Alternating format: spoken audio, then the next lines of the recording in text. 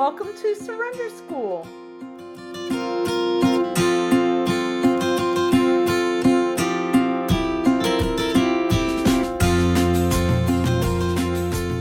Welcome to Surrender School presents Joe and Charlie Big Book Study. This is week 9, steps 5 through 9 in page 72 of Into Action, which is chapter 6 of AA's Big Book. Introducing Joe and Charlie. These are the recordings. These are the voices that you will hear most of today. The recordings were taken from Joe M. and Charlie P. Joe and Charlie were in the Fellowship of Alcoholics Anonymous, and they met in the 70s and started studying the Big Book together. And what they studied and what they learned, they started passing it on to others. At some point, someone asked them if they could be recorded so that they could use them in other locations that they couldn't travel to. And they recorded. So now we refer to those as the Joe and Charlie recordings, or the Joe and Charlie tapes. Joe and Charlie always start any recording they have by saying that we are not the gurus of Alcoholics Anonymous, neither the book nor the fellowship. And they do not speak for AA as a whole. They are just two alcoholics that got together and enjoy the book and love to pass on what they've learned. And I am like Joe and Charlie. I am not an expert. I am not a guru, nor am I speaking for any 12-step community. I simply have a passion for AA's Big Book, and I want to do my part in carrying the message of hope and recovery. So let's go ahead and take a look at page 72. We're going to start with step 5 here. Step 5, admit to God, to ourselves, and to another human being the exact nature of our wrongs. And like I said, we start on page 72. We made our personal inventory. We did that by doing our resentment form, then doing the fear form, and the sex conduct form. We also did harms other than sexual that we might have done to someone. And we've done all 4 of those forms, and that information will be vital as we start to work steps 5 through 9. We want to run very briefly now through steps 5, 6, and 7, and then we'll take our break, okay? So we go to page 72, into action. Now, this is not into thinking, it's into action. It says, having made our personal inventory, well, what should we do about it? Well, we've been trying to get a new attitude. Remember, Dr. Jung said ideas, emotions, and attitudes were the guiding force of the lives of these people are suddenly cast to one side. We're trying to get a new attitude and a new relationship with our Creator. And our book said that back on page 45 that the main object of this book was to enable me to find a power greater than myself, which would solve my problem, and to discover the obstacles in my path. And what are some of the obstacles? The resentment, the fear, and the harms done to other people. And we've admitted certain defects. And what are these defects? Selfish, dishonest, self-seeking, frightened, and inconsiderate attitudes. We've ascertained in a rough way what the trouble is. We've put the finger on our weak items in our personal inventory. Now these are about to be cast out. This requires action on our part, which when completed will mean that we admitted to God, to ourselves, and to another human being the exact nature of our defects. This brings us to the 5th step in the program of recovery mentioned in the preceding chapter. Now we know that step 5 says we admitted to God, to ourselves, and another human being the exact nature of our wrongs. But if you'll notice here in the narrative, he said the exact nature of our defects. And people used to ask Bill about this, and we've known 2 ladies that worked with Bill with and for him for years. They both tell us the same thing. People would say, Bill, why did you use the word wrongs in step 5, yet in the narrative here in the book, you used the word defects? And by the way, Bill, what's the difference anyhow between a wrong in 5, a defect in 6, and a shortcoming in 7? And they both said that Bill would just kind of rear back and smile, and he would say, when I took English and writing courses in college, they taught me not to use the same words over and over. Shows how dumb you are. You know. He said there really are no differences in these things. He said in step 4, we find those things that block us off from God. In step 5, we're going to talk about them to another human being. In step 6, we're going to become willing to turn them loose. In step 7, we're going to ask God to take them away. And he said you can call them anything you want to. A wrong, a fault, a mistake, a defect, a personality flaw, or whatever. And we're going to notice on the next couple of pages that's exactly what he does with them. So let's go ahead and take a look at the next page. And on the next page, we're starting to look at page 72. We're still on page 72. We're down a couple of paragraphs. If you remember, if you're thinking about this, why would I want to share my defects of character with another person? If you remember in There is a Solution, on page 25, it says, there is a solution. Almost none of us like the self-searching, the leveling of our pride, the confession of shortcomings, which the process requires for its successful consummation. In other words, if I'm going to get well, I have to talk to another human being. I have to talk to God and to another human being. If I am fearful of telling another person what my shortcomings are, that's about my pride. It's me wanting to control the narrative.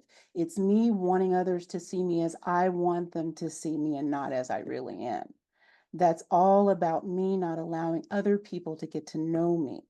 Because if you really knew me, you might reject me. So let's find out the real reason why we should be sharing with another person. He said this is perhaps difficult, especially discussing our defects, there's that word again, He did it again right there. with another person. We think we've done well enough at admitting these things to ourselves, so there's doubt about that. In actual practice, we usually find that a solitary self-appraisal is insufficient. Many of us thought it necessary to go much further. We would be more reconciled in discussing ourselves with another person when we see good reasons why we should do so. The best reason first. If we skip this vital step, we may not overcome drinking. You know, you take these forms now, they're very, very vital information that we've done here. A book says that the solitary self-appraisal is insufficient. I did the very best I could do filling out these forms and with the limited knowledge that I had and experience. But I did the best I could do. Now I take these to another human being and discuss them from left to right all the way across. Someone else who's gone on before me, who's done the inventory according to the big book.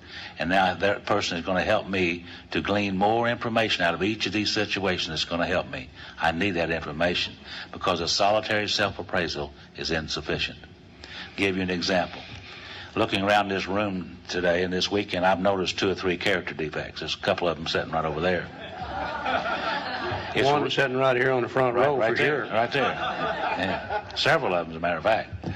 It's real easy for me to look at you and see your defects of character. There's nothing between you and me except air.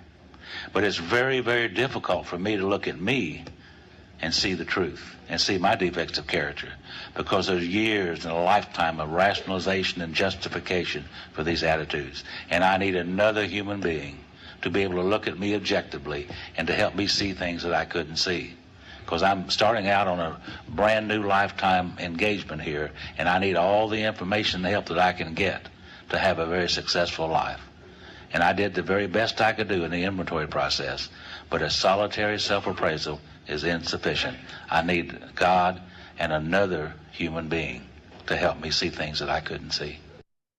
And so did I. I needed another human being to help me see. As I remember going through my 4th step with my sponsor when we were doing the 5th step, and something that I thought was a character asset was actually a character defect. And it turns out it was just my pride. Boy, that was hard for me to see for myself, but another human being was able to spot that. Someone who'd been through this for themselves was able to spot that. So, moderator, would you please post the 12 steps of the sponsor? Also, there's the link to it if you're interested in it. So in this particular one, the 12 steps of a sponsor is something that I found in a book. As I was doing this research, I found a bookmark, and this was the bookmark. So when you download this and you go to the picture of the 12 steps of a sponsor, If you click on that picture of it, it will actually take you to the link so that you can access it if you want to buy this bookmark for yourself. This is very helpful for people who are thinking of sponsoring. And when we're not recording, we'll come back to this and we'll read this together. But in the meantime, we're on page 73. And if you also notice, the picture in the background is a modern take on AA number 3 being counseled by Bill and Bob over a laptop. So let's see what Joe and Charlie has to say about a little bit more of step 5. To be sure we have no contradictions here, over on page 73, on that first paragraph where it says more than most people, just the sentence before that said, but they had not learned enough of humility, fearlessness, and honesty in the sense we find it necessary until they told someone else all their life story. Now there's the statement that got us confused about step 4. And we all began to write our life story thinking that would be step 4. But as we can see, 95% of our life story really doesn't have anything to do with our alcoholism. If I've taken my inventory the way the book says, I've shared all my life story in those areas that really count. Resentments didn't come in my head just today. They've been popping in my head as far back as I can remember. I've shared all my life story resentment-wise. Fears didn't come just today. They've been coming in my head as far as I can remember. I've shared all my life story fears-wise. The harms I've done to other people, I didn't hurt them just yesterday. I've been hurting people as far back as I can remember. On our inventory, the way the book says, we've shared our life story. Now here's why we really need to share this with another human being. More than most people, the alcoholic leads a double life. He's very much the actor. To the outer world, he presents his stage character. This is the one he likes his fellows to see. He wants to enjoy a certain reputation, but knows in his heart he doesn't deserve it. A practicing alcoholic is trying to live 2 lives. You know, we've got a conscience. Whenever we're sober, we try to live like people are supposed to live. But when we're drinking, since alcohol lowers the inhibitions, crowd, we do things that we would never think about doing sober. We're living 2 lifetimes when we're a practicing alcoholic. The inconsistency is made worse by the things he does on his sprees. Coming to his senses, he's revolted at certain episodes he vaguely remembers. These memories are a nightmare. He trembles to think someone might have observed him. As fast as he can, he pushes these memories far inside himself. He hopes they will never see the light of day. He is under constant fear and tension, and that makes for more drinking. You know, let's face it, we alcoholics have become the world's greatest con artist. You have to be. You couldn't live as a practicing alcoholic if you didn't learn how to lie, cheat, con, manipulate, steal, whatever is necessary. And I think the one we have to con the most is ourselves. I don't think we could live with ourselves if we had to really see what's going on when we're drinking. But see, we got a little thing called resentments. And we use those resentments to transfer blame to others, and that way we could live with ourselves. Now, if you've been doing that for 5, 10, 15, 20, 25, 30, 40 years, you come to AA and you take step 4. You be just as honest as you can with yourself, but let's face it, we can't be honest with ourselves. I now need to take my inventory, take it to another human being, one who's walked this walk before me, who understands 4, 5, 6, 7, 8, and 9 according to the big book. All right, so let's see what happens on our last of our when we close out step 5 here. And then in step 5, this also, I will share this this little advertisement there. This is the Rena sponsor. Actually, it's quite funny if you actually take a moment to read it. I'll share this with you after we finish recording this, and I'll share it in the chat with you if you care to have it. So now we're on page 75, and we're going to go ahead and finish up step 5 here. If you'll turn with me to page 75 in your book, big books here. Decide who is to hear our story, we waste no time. There's that time factor again.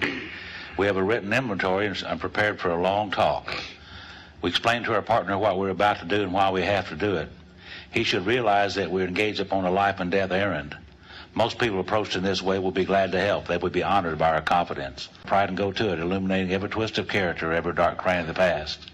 Once taking this step withholding nothing, we are delighted. Now we see the results. Some more promises. We can look the world in the eye. We can be alone in perfect peace and ease. Our fears fall from us. We begin to feel the nearness of our Creator. We may have had certain spiritual beliefs, but now we begin to have a spiritual experience. We believed in step 2. Now we begin to have a spiritual experience. The feeling that the drink problem has disappeared will often come strongly. We feel that we're on the broad highway walking hand in hand with the spirit of the universe. You know, I remember back when I was drinking how my mind used to race uncontrollably every night. And that's the main reason I drink, was to stop it. And after I did this 5th step, and I was on my way home that afternoon, I used to lay awake nights thinking if I could just get it all even one time, just get it back to zero, back to even in all those situations, just one time I'd be okay. And by this time I could see that I could do that. I was looking forward to the next steps because I wanted to get things squared away one time. And I thank God all the way home for this process up to this point. That is powerful. Now that was the end of step 5, and now we're going to move into steps 6 and 7. We're into action on page 75 and 76. It's just a few paragraphs. It's not very much to steps 6 and step 7. Now, step 6, we're entirely ready to have God remove these defects of character. It didn't say I will be removing them. It said we are entirely ready to have God remove these defects of character. And in step 7, humbly asked him to remove our shortcomings. So if you'll turn with me to page 75 in the chapter, in the paragraph that starts with returning home. Now we find out what we do after we've done step 5. We've had the conversation, we've made the list, we've had the conversation with a trusted person. Now what do we do? If you've done 4 and 5, according to the big book, you've done a lot of work. You're probably tired and need a little rest. The book's going to give us a little rest stop. Returning home, we find a place where we can be quiet for an hour. Now, he didn't say 72 days. You see, they mean for us to get on with this thing. Between 3 and 4 at once, now we get an hour's rest here, but that's all. We thank God from the bottom of our heart that we know him better. We don't know him yet, but we know him better. Taking this book down from our shelf, we turn to the page which contained the 12 steps. Carefully reading the first 5 proposals. Now, he could have said the first 5 steps again, but he don't want to do it twice in a row. Carefully reading the first 5 proposals, we ask if we've omitted anything, for we're building an arch through which we shall walk a free man at last. Is our work solid so far? Are the stones properly in place? Have we skimped on the cement put in the foundation? Have we tried to make mortar without sand? And once again, we're referring to the wonderfully effective spiritual structure, the personality change we're building. Step 1, willingness, was the foundation. Step 2, believing, was the cornerstone. Step 3, he told us it's an arch we'll pass through to freedom, and 3 was the keystone. So if you'll take a look there on the right side of the page, it does have the page numbers. So if you want to go back and reread what that foundation really looks like. And with that, we are now done basically with step 6. So let's see what else we have to do. Now, we've completed that resentment inventory a few weeks ago. And last week, we completed the fear inventory and the sex conduct or behavior inventory. We also completed the harms other than sexual inventory list. So now we have those lists ready for us if we need them. Looking now at columns 4 and 5, what is the exact nature of my wrongs, my faults, my mistakes, my defects and shortcomings? Was I selfish or dishonest, self-seeking, frightened, or inconsiderate? Where was I to blame? What was my part in it? How did I get the ball rolling on this? So let's hear what Joe and Charlie have to say about this. Step 6, we have emphasized willingness as being indispensable. Are we now ready to let God remove from us all the things which we've admitted are objectionable? Can he now take them all, every one? If we still cling to something we will not let go, we ask God to help us be willing, and that's all of step 6. And if you'll notice, he didn't say a thing about defects of character, did he? He did say those things that we have admitted are objectionable. Now, surely, surely, in step 4 and 5, when we looked out into that 5th column, and we saw that old selfish, dishonest, self-seeking, frightened, inconsiderate character that we had become, when we saw that those are what cause us to do the things that hurt people, they in turn retaliate, we in turn resent, we're afraid, we're filled with guilt and remorse, causes us to drink, then surely those things in the 5th column have now become objectionable to us. Are we ready to turn them loose? If we are, we're through with step 6. The book recognizes, though, that self cannot always overcome self. Because it says if we're not ready, we ask God to help us be willing to turn these things loose. Sometimes we'd rather sit in today's pain and suffering than take a chance on changing in the future, because we don't know what change will bring. You see, if I have to get rid of my selfishness and become unselfish, then how am I going to get what I want in the future? If I'm going to have to get rid of my dishonesty and start operating honestly, how in the hell am I going to make a living? I don't know nothing about honesty when I get here. If I'm going to have to start getting rid of my self-seeking, frightened character and start operating on courage, that scares the hell out of me. I don't know nothing about that. If I'm going to have to start considering other people and their needs and their wants, then who's going to take care of me? Sometimes we would rather sit in today's pain than take a chance on changing in the future. And the book recognized that and said, if you're not willing, you ask God to help you be willing. Absolutely. And sometimes we'd rather sit in today's pain and suffering rather than take the chance of changing for further cause. Okay, that hit me hard. The fear of withdrawal kept me suffering longer than I had to. The fear of change, the fear of going to in-person meetings when we were able to again, those things kept me from being in recovery far longer than I care to admit, for sure. Absolutely, I can agree with that. So now we are done with step 6. So now let's take a look at step 7. Step 7 starts out on page 76. And if you can read along with me here, if you're in your big book on page 76, it starts with when ready, starts with that paragraph. When ready, we say something like this: my Creator, I'm now willing you should have all of me, good and bad. I pray that you now remove from me every single defect of character. Whoop, whoop, whoop, whoop. We're in step 7 now. And it said shortcomings, but here he calls, see what he's done to us? He confused the hell out of us, didn't he? You betcha. I pray you now remove from every single defect of character which stands in the way of my usefulness to you and my fellows. Grant me strength as I go out from here to do your bidding. Amen. We then completed step 7. Are you ready to have God remove them? If you are, you're through with 6. Have you humbly asked him to take them away? If you have, you've done step 7. God will do for me what I can't do for myself. I simply do not have the power to remove a character defect. Only God has that power. God will not do for me what I can do for myself. And what I can do for myself is find out the opposite of that character defect. And then with God's help and all the willpower I can muster, in every situation that comes up, try to practice the opposite. Absolutely. And God will do for me what I can't do for myself, but God will not do for me what I can do for myself. My father used to say it best when he was preaching. God, pray for help and God will help you, but you have to bring a shovel. So absolutely, I loved that thought.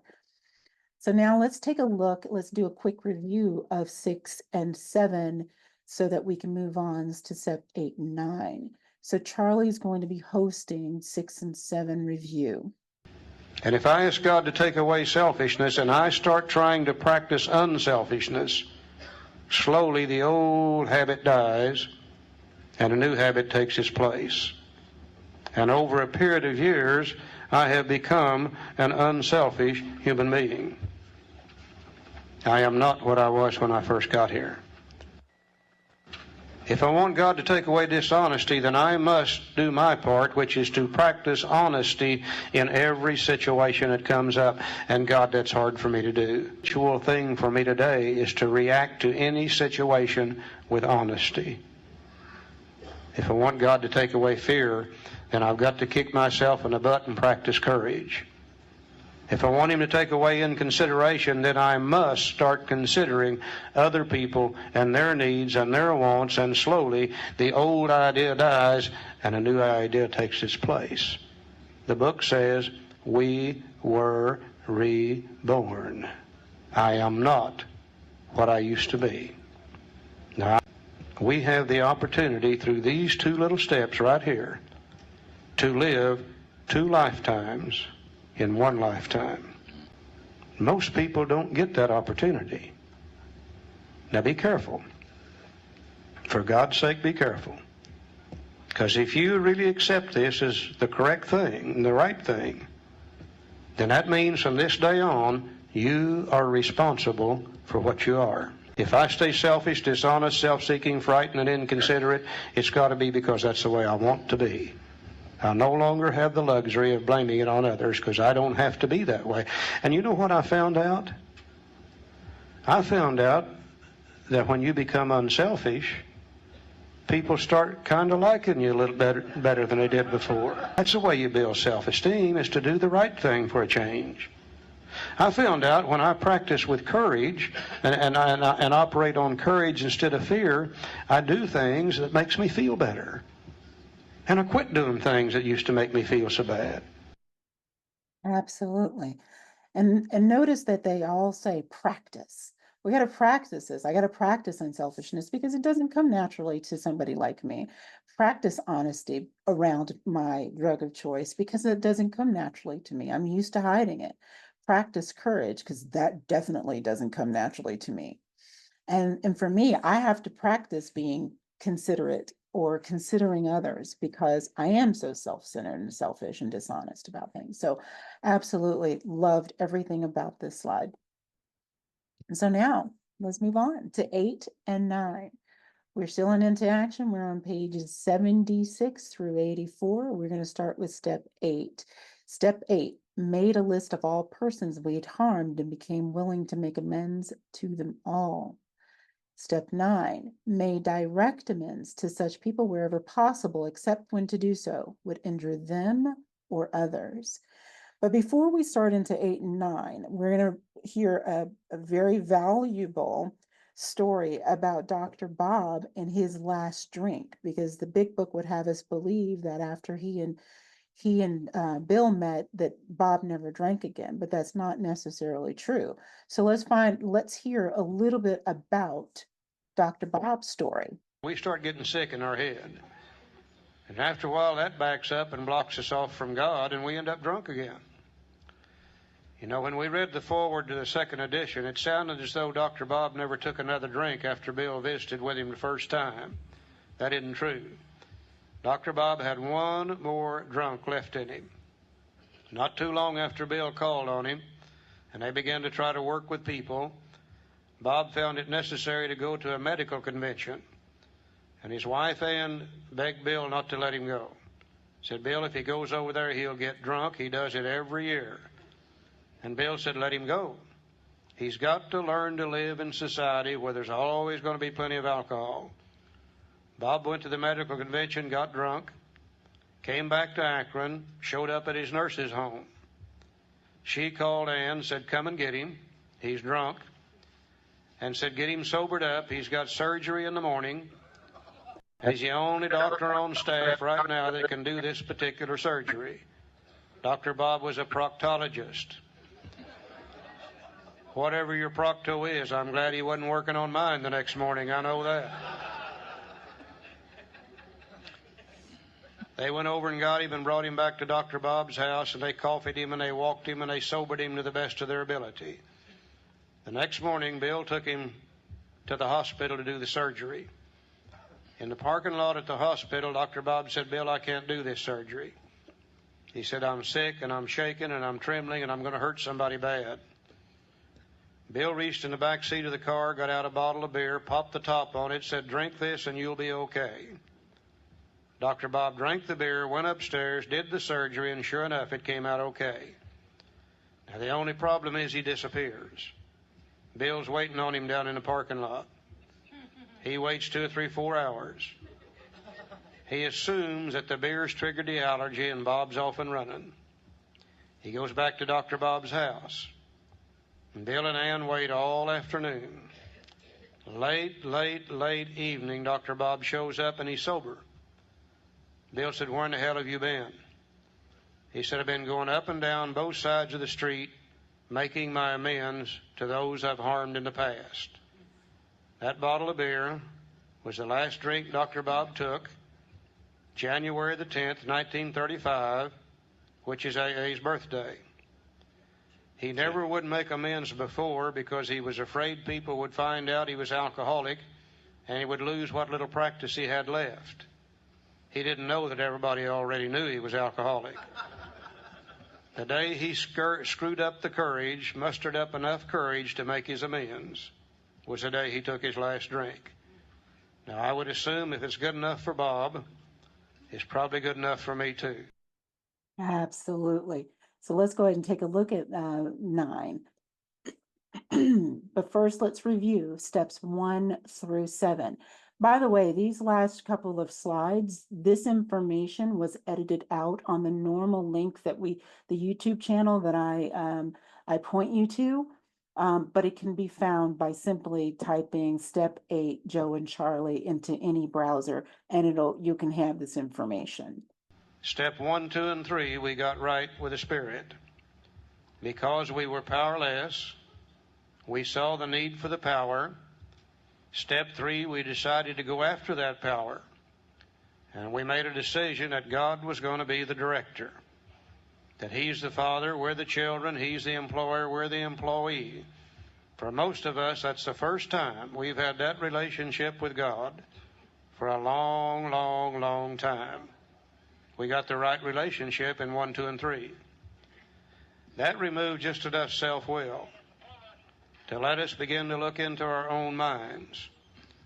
And in step 4 and 5, we found out those things that block us off from God, that block us off from our fellow man, that creates the resentments and the fears and the guilts and etc. And we begin to work on those in step 6 and 7. We begin to get right in our minds through 4, 5, 6, and 7. Now that removes just enough self-will to begin to look at our relationship with the world and everybody in it. Now through 4, 5, 6, and 7, we got rid of these resentments up here. We got rid of these fears up here to the level God intended for them to be. But we really haven't done anything about the storeroom back here that's filled with guilt and remorse associated with the harms we've done in the past. So let's start with step 8. And once again, we're on page 76, into action. Now we need more action. So let's see what other actions that we have. But before we start, on the left side of the screen, what you'll see is I've taken the liberty of creating my list, as it says here. It says, made a list of all persons I'd harm. Now, use this using the examples that we've used over the last few weeks. From the resentment inventory, I pulled the employer. That was from the book. That should be a face-to-face amends. And from my own personal one, the IRS. That was a real one a few years ago. That was under my fear inventory a couple of years ago. And that was equal restitution or some type of payment plan. And then from the book, we pulled the wife. Remember, Dr. Brown was going to tell the wife or told the wife that the man was cheating. So we just used her as the example here under sex inventory. And that too is a face-to-face amends, possibly even a restitution. And then the X, that was my personal one that was taken from harms done to others. And that was, by the way, a face-to-face amends as well. So let's find out what we need to do in step 8. Let's look at 8 and 9 for just a few minutes. We're not going to go through them in great detail, just a few minutes. He said, now we need more action, without which we find that faith without works is dead. Let's look at steps 8 and 9. You know, generally, if you go to a step study meeting and they begin to talk about step 8, generally the conversation will get over to how they made amends in step 9. But step 8 is a definite step, and it's a step that needs to be done. He said, we have a list of all persons we had harmed and to whom we were willing to make amends. He said, we made it when we took inventory. We simply take all those names off of column 1, off of those 4 sheets, and anyone that we've harmed, we put them on one long sheet. Haven't made any amends yet. We just made the list. And then the book says we subjected ourselves to a drastic self-appraisal. Well, we did that in steps 4 and 5, a drastic self-appraisal. He said, now we're about to go out to these fellows and repair the damage done in the past. We attempt to sweep away the debris which has accumulated out of our effort to live on self-will and run the show ourselves. If we haven't the will to do this, we ask until it comes. More prayer in step 8. And again, it's real simple. We make the list, then we become willing to the list, and if we're not willing, we ask God to help us to become willing. We haven't made any amends yet. That's step 8. And when we do that, then we've completed step 8. So we have completed step 8 here. We've made the list, we have become willing, and now we have to go over to step 9 and see what is next. What do we need to do with this list? How do we talk to people? What does the amends say? Remember that the 9th step is a 3-part step. So they're gonna tell us a little bit about the 3 parts, and this is where we're going to be finishing up with the next 5 slides or so. The list, we're willing. Over on page 77, we begin to look at step 9. Now, step 9 is a definite 3-part step. The first part tells us the kind of amends to make. We made direct amends wherever possible. Direct amends is probably eyeball to eyeball, face to face, one-on-one. So he tells us the kind of amends to make, direct amends. Then he tells us when to make them, wherever possible. Then he tells us when not to make them, except when to do so would injure them or others. Now, for the next 3 or 4 pages, he handles each one of these things paragraph by paragraph. Page 77, that paragraph down in the middle of the page, it says we don't use this as an excuse for shying away from the subject of God when it would serve any good purpose. We're willing to announce our convictions with tact and common sense. Now, the direct amend starts right here with the words, the question of how to approach the man we hated will arise. Let's look at this one. I think in the area of the 9th step, especially since we're going to go out and make amends for the harm done, I think especially we need to talk to our sponsors and listen to our sponsors in this area to get some information about how we're going to go about making these amends. With your sponsor in this area, lay out how you're going to do it and what you propose to do and see what he says. Very, very important. See, the question of how to approach the man we hated will arise. It may be he's done us more harm than we've done him. And though we may have acquired a better attitude toward him, we're still not too keen about admitting our faults. Nevertheless, with a person we dislike, we take the bit in our teeth. It's harder to go to an enemy than to a friend, but we find it much more beneficial to us. We go to him in a helpful and forgiving spirit, confessing our former ill feelings and expressing our regret. Now, under no condition do we criticize such a person or argue. Simply, we tell him that we will never get over drinking until we've done our utmost to straighten out the past. We're there to sweep off our side of the street, realizing nothing worthwhile can be accomplished until we do so. Never trying to tell him what he should do. His faults are not discussed, and we stick to our own. Now, if our manner is calm, frank, and open, we will be gratified with the result. In 9 cases out of 10, the unexpected happens. Sometimes the man we are calling upon admits his own fault, so feuds of years standing melt away in an hour. Rarely do we fail to make satisfactory progress. Our former enemies sometimes praise what we're doing and wish us well. Occasionally they will offer assistance. It should not matter, however, if someone does throw us out of his office. We've made our demonstration, done our part. It's water over the dam. I think we got to remember now, the purpose of making the amends is not to get you to like me. I hope you will when I'm through. But the purpose is to get rid of my fear, my guilt, and my remorse. If I write you a letter, I'm not quite sure how you accepted it. I'm still a little concerned about what you're going to say and do the next time I run into you. I'm not sure I've done my utmost. If I call you on the telephone, I got the same situation. But if I go to you wherever you are, your office, your home, or wherever it might be, and we sit down, eyeball to eyeball, face to face, one-on-one, when I've made my amends, I'm through with it. I'll never have to worry about it again. You've done the worst you're going to do to me right there, and I, in turn, have done my utmost. No doubt that's the best way to do it. Absolutely, I agree with that. There was one person I knew that I would never be able to do the amends for, and of course, I ended up seeing the person, and I told them that, I apologized and I asked for forgiveness, and then right away they were like, I didn't even know that was a thing. See, it was living rent free in my head. It didn't even bother them.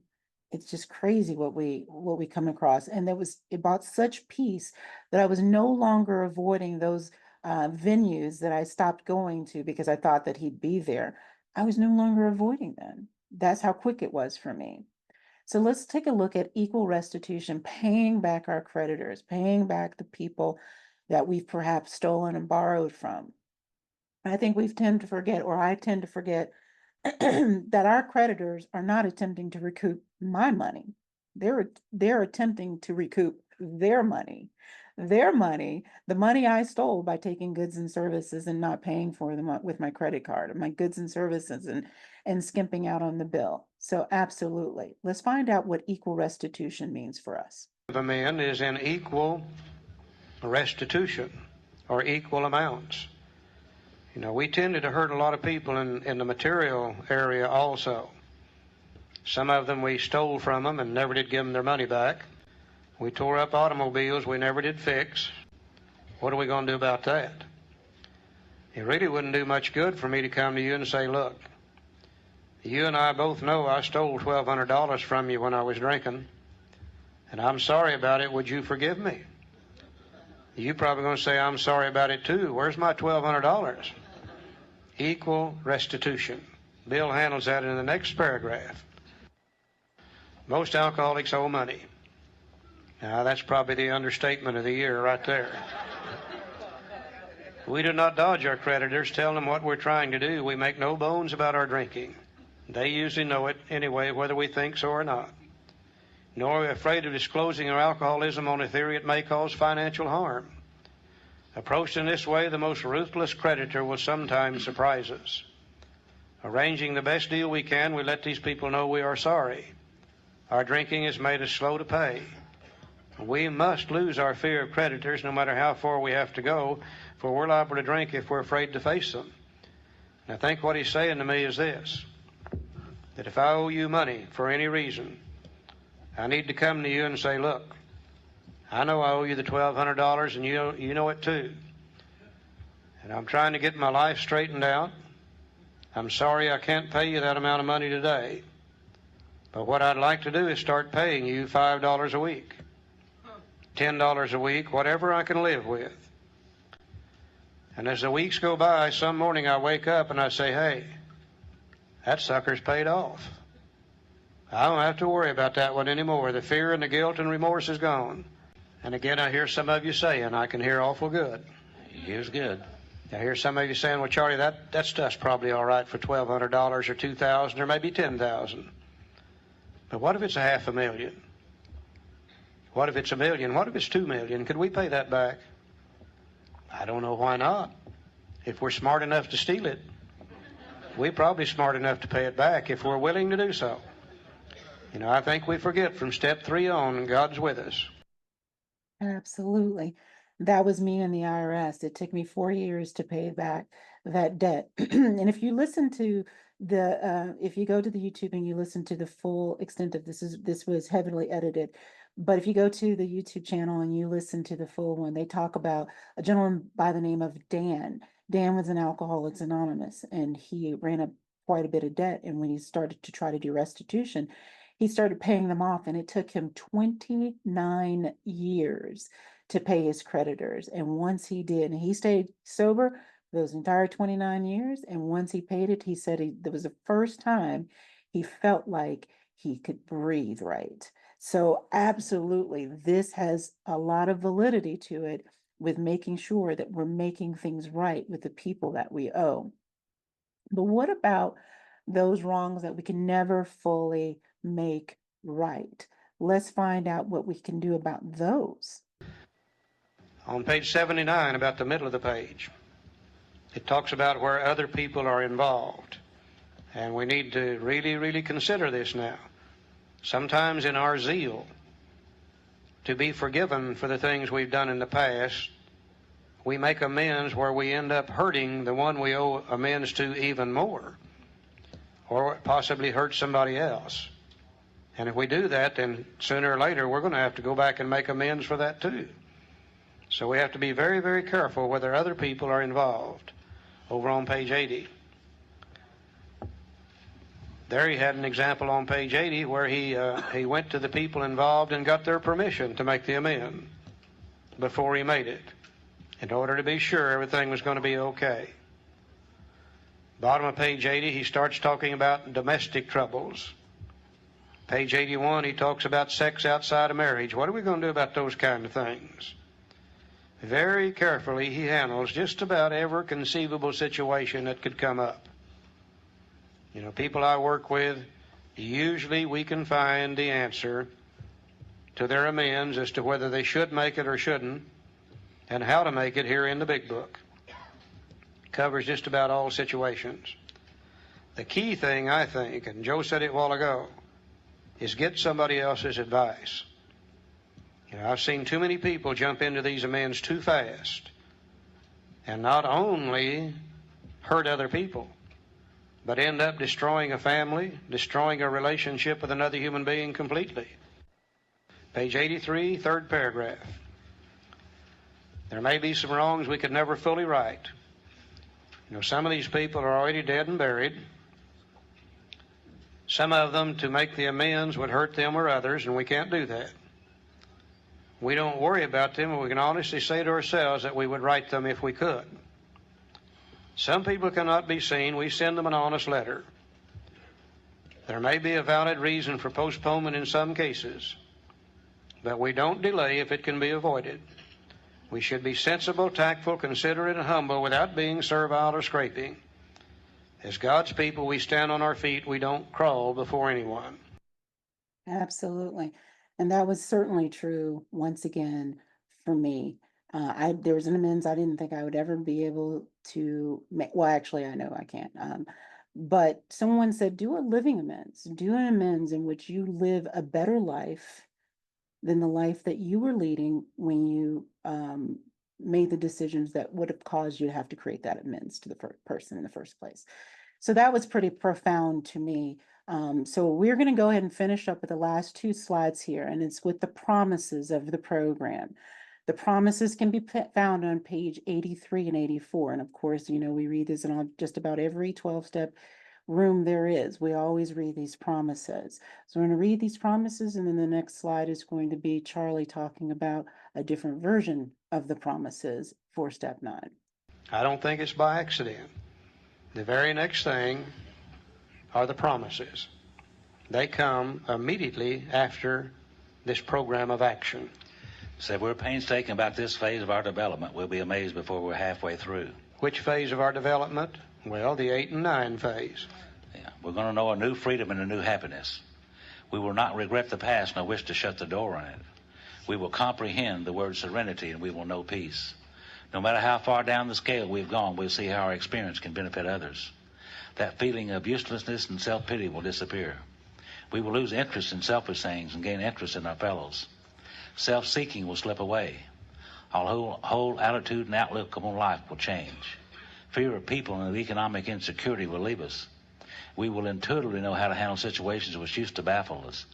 We will suddenly realize that God is doing for us what we could not do for ourselves. Are these extravagant promises? We think not. They're being fulfilled among us, sometimes quickly, Spiritual experience, sometimes slowly, spiritual awakening. but they will always materialize if we work for them. Absolutely. They will materialize if we work for them. I love everything there is about the promises. I always raise my hand to read the promises at any 12-step meeting. I'm not always called upon, but this is one of my favorite things to read. It is so inspiring to me to know that I can have these things if I just do take these simple steps. And then finally, our last slide here, we're going to conclude steps 5 through 9 with Charlie reading the promises slightly different and Joe giving us the reason why he chose to quit drinking. Very horrendous hangovers in my time, and I know that you guys have too. And I have thrown up sometimes of something horrendously, blood and all, in my drinking career. But you know, those kind of experiences never caused me to want to quit drinking. What caused me wanting to quit drinking was the guilt, shame, and remorse that I had as a result of the harm that I did other people. And these promises began to come about in my life. They came about not in my body, but in my mind. I'm going to read them again. I'm going to add a few words to them. And the words I'm going to add to them refer to the time when I was young, when alcohol was my friend. This is the way alcohol used to make me feel before it turned against me. Whenever I took a drink of alcohol, I knew a new freedom and a new happiness. Whenever I took a drink of alcohol, I did not regret the past nor wish to shut the door on it. Whenever I took a drink of alcohol, I would comprehend the word serenity and I would know peace. Whenever I took a drink of alcohol, no matter how far down the scale I had gone, I could see how my experience would benefit others. Whenever I took a drink of alcohol, that feeling of uselessness and self-pity would disappear. Whenever I took a drink of alcohol, I would lose interest in selfish things and gain interest in my fellows. Whenever I took a drink of alcohol, self-seeking would slip away. Whenever I took a drink of alcohol, my whole attitude and outlook upon life would change. Whenever I took a drink of alcohol, fear of people and economic insecurity would leave me. Whenever I took a drink of alcohol, I would intuitively know how to handle situations which used to baffle me. Whenever I took a drink of alcohol, I would suddenly realize that alcohol was doing for me what I could not do for myself. Now think about that a moment. My God, no wonder I love to drink. Find anything that will do that much for you, you immediately become mentally addicted to the use of it, whatever it is. If it had been chocolate ice cream, by God, I would have been addicted to chocolate ice cream. If it had been Hostess Twinkies, it would have been Hostess Twinkies. Alcohol did for me what I could not do for myself, and it was my friend, and it worked for me like magic for years. But one day, alcohol turned against me, and all the things I was afraid would happen to me now begin to happen because of the alcohol itself. I came to AA. You gave me a book. I found a little program of action in this book. I began to apply it in my life. And one day I woke up and found these promises in my head. And I suddenly realized that the first 9 steps of Alcoholics Anonymous are doing just exactly for me what alcohol used to do for me when alcohol was my friend. If you read those promises, you'll notice they all deal with the mind. None of them deal with the body. We came here restless, irritable, discontented, filled with shame, fear, guilt, remorse, worry, anger, depression, and etc. We've worked the steps. We received the promises. Certainly we have undergone a change in our personality. We have undergone a spiritual awakening already. Absolutely. That does conclude step 5 through 9 for this step study. And next week we will do steps 10, 11, and 12. We'll finish up the last 4 pages of chapter 6, Into Action, which I think is going to cover step 10 there. And then we'll begin to explore chapter 7, Working with Others. And that's going to be steps 11 and 12. So with that,